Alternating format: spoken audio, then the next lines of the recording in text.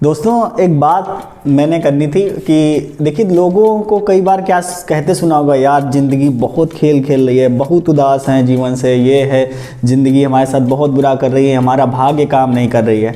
तो भाई ज़िंदगी खेल भी उसी के साथ खेलती है जो खिलाड़ी लाजवाब शानदार होता है।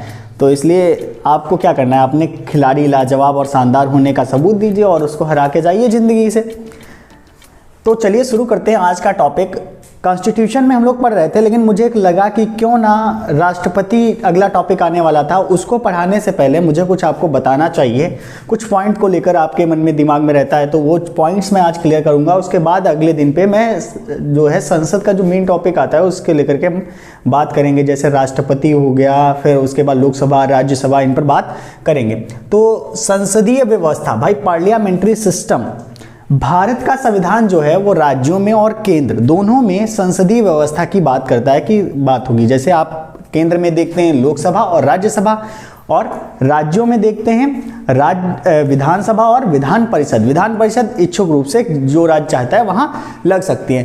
अनुच्छेद 74 व 75 के द्वारा केंद्र में संसदीय व्यवस्था की बात कही गई है, वहीं 163 व 164 के द्वारा राज्यों में संसदीय व्यवस्था की बात करी गई है। ये बात आप ध्यान से समझ लीजिए।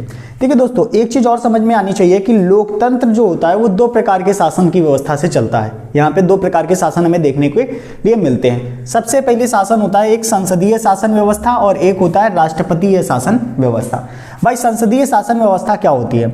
संसदीय शासन व्यवस्था वो होती है जहां पर कार्यपालिका विधायिका के प्रति उत्तरदायी होती है। अब भाई कार्यपालिका और विधायिका के प्रति उत्तरदायी क्या होती है?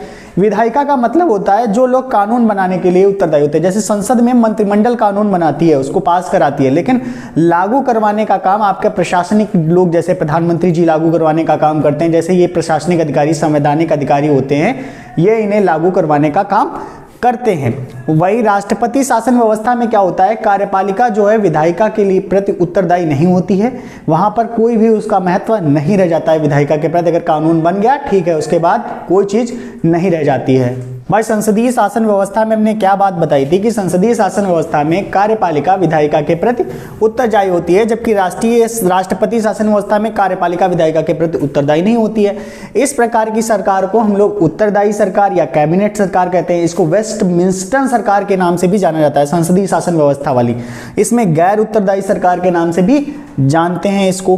तो भाई गैर उत्तरदायी या गैर संसदीय शासन के नाम से भी इसको जानते हैं। अब भाई कहां कहां आपको देखने को मिलता है? देखिए, लोकतंत्र में हमारे यहाँ जो है संसदीय शासन व्यवस्था है भारत में, ये आप जानते हैं, और ब्रिटेन की तरह है जहां पर House of Lords, House of Commons हैं, वैसे ही हमारे यहाँ लोकसभा और राज्यसभा है। जैसे ब्रिटेन हो गया, कनाडा हो गया, भारत हो गया, जापान आदि ये देश हैं जहां पर हमें संसदीय शासन व्यवस्था देखने को मिलती है। वही राष्ट्रपति शासन व्यवस्था जैसे अमेरिका हो गया, ब्राजील हो गया, रूस हो गया, श्रीलंका हो गया, तो ये सब चीजें जहां पर आदि देश जैसे हैं जहां पर हमें राष्ट्रपतीय शासन व्यवस्था देखने को मिलती है। तो आशा करते हैं कि यहाँ पर आपको समझ में आ गया होगा कि संसदीय शासन व्यवस्था और राष्ट्रपति शासन व्यवस्था क्या होती है, दो प्रकार की होती है। अब एक बात आपने वर्ड सुना होगा, संघीय शासन व्यवस्था यानी फेडरल सिस्टम, और एक यूनिटरी सिस्टम के बारे में भी आपने देखा होगा, एकात्मक व्यवस्था।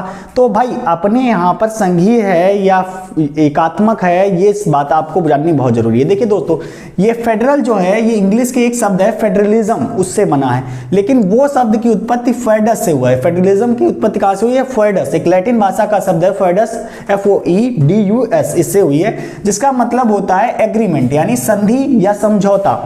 तो भारत में क्या हुआ कि भारत में कहा गया है कि भारत एक संघीय संघ है, भारत राज्यों का एक संघ है। आपको अनुच्छेद 1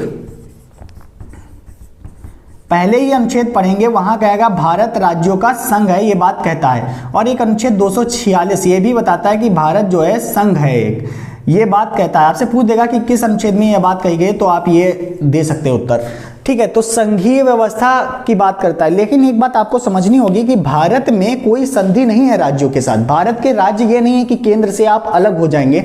तो भारत में कहीं कहीं हमें संघीय और कहीं कहीं पे हमें एकात्मक दोनों तरीके के शासन देखने को मिलते हैं। समय के अनुसार इस पर बात करते हैं। सबसे पहले बात करते हैं फेडरल यानी संघीय व्यवस्था होती क्या है। दोस्तों, संघीय व्यवस्था ये होती है जहां पर शक्तियों का विभाजन संविधान द्वारा केंद्र और क्षेत्रीय शासन में, केंद्रीय शासन और क्षेत्रीय शासन में कर दिया जाता है, यानी हो जाता है, वहां पर शक्तियों का विभाजन होता है, वहां पर क्या होता है, संघीय व्यवस्था होती है। वहीं एकात्मक व्यवस्था वहां होती है जहां पर केंद्र और क्षेत्रीय सरकारों में जो है सभी शक्तियां जो हैं वो निहित होती हैं। इसीलिए मैं बात करता हूं संघीय व्यवस्था की। जैसे अमेरिकी है, यहाँ पर संघीय व्यवस्था है, सभी शक्तियां जो हैं बटी हुई हैं, ठीक है। स्विट्जरलैंड है, ऑस्ट्रेलिया है, कनाडा है, ब्राजील है। एकात्मक में देखिए ब्रिटेन है, फ्रांस है, जापान है, चीन है, इटली है, बेल्जियम है, नॉर्वे है, स्वीडन है।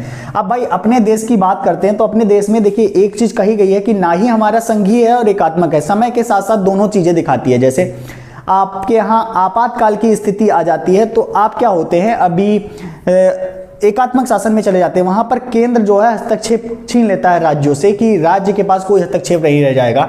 वहीं संघीय व्यवस्था में राज्य चाहे जहां अलग हो सकते हैं अपने आप से, जैसे अमेरिका में क्या है, राज्यों का एग्रीमेंट है एक केंद्र सरकार के साथ, तो वो हो जाता है इसी के साथ। जबकि यहां पर जब होता है तो यहां पर ऐसी व्यवस्था हमें देखने को नहीं मिलती है। इसी के साथ ब्रिटेन, फ्रांस, जापान जैसे देशों में एकात्मक में यहां पर अलग नहीं हो सकते राज्य। ऐसा ही भारत में भी है कि भारत में क्या है, भारत की बात करते हैं तो देखते हैं क्या भैया, संघीय और एकात्मक दोनों प्रकार की व्यवस्थाएं हमें देखने को मिलती है। जैसे कि भारत का क्या कोई राज्य जब चाहे अलग हो जाएगा? नहीं, भारत का कोई राज्य जैसे उत्तर प्रदेश कह दिया, राजस्थान कह दिया हम तो जा रहे हैं, महाराष्ट्र कह दिया कि हम जा रहे हैं भैया निकल के यहाँ से, तो ऐसा नहीं हो सकता कि हम आपके यहाँ के से नहीं है। जब भारत सरकार एग्रीमेंट के तहत उनको शामिल नहीं किया गया है, भारत में वो शामिल है, भारत का एक अभिन्न अंग है। और भारत की बात करते हैं, जैसे एकात्मक की बात करी तो क्या केंद्र के पास सारी शक्तियां यहां पर निहित होती है, केंद्र सर्वे सर्वा हो जाती है। तो भारत केंद्र क्या है, मैंने बताया आपातकाल की स्थिति में भारत केंद्र जो है सर्वे सर्वा हो जाता है।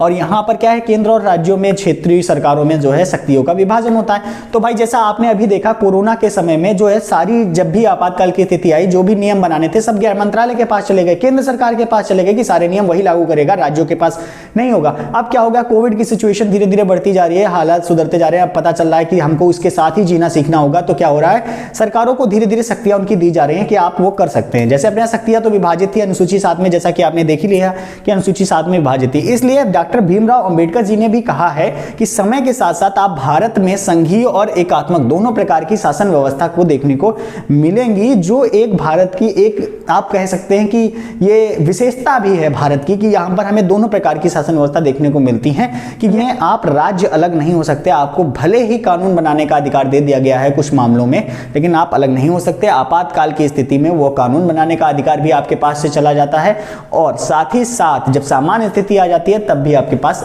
आ भी जाता है। इसलिए संघीय और एकात्मक दोनों प्रकार की शासन व्यवस्थाएं हमें देखने को भारत में मिलती हैं। तो ये थी हमारे भारत की कहानी, और जो भी इससे संबंधित वर्ड्स से जो आपको कठिनाइयां देखने को मिलती हैं वो सब चीजें, आशा करते हैं ये चीजें आपको समझ में आई होंगी। अगर समझ में आई है तो लाइक और शेयर जरूर बनता है। Thank you.